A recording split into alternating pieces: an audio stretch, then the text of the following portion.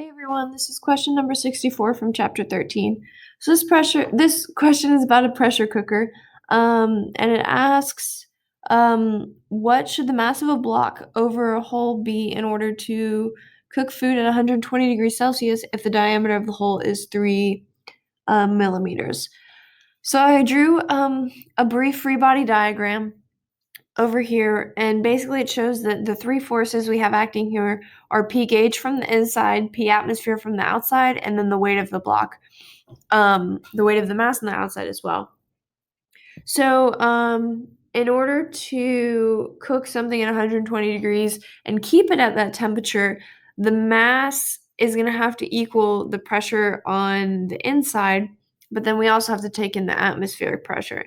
So mg is going to have to equal F gauge. That's to keep it in equilibrium. And then F gauge is equal to the pressure on the inside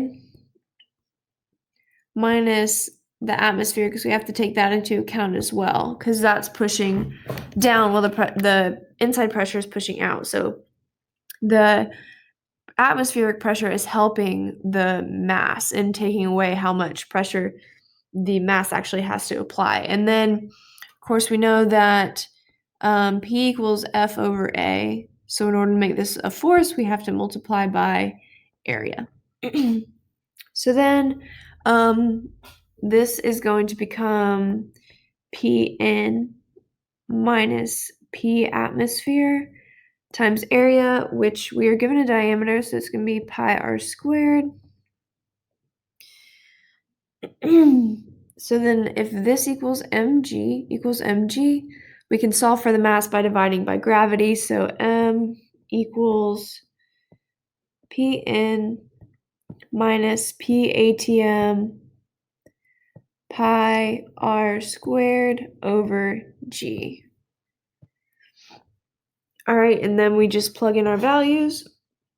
M equals Pn, we're given a temperature, so we're told that if we want to cook it at 120 degrees Celsius, and you can use table 13.3 to see that the saturated vapor pressure at 120 is 1.99 times 10 to the fifth.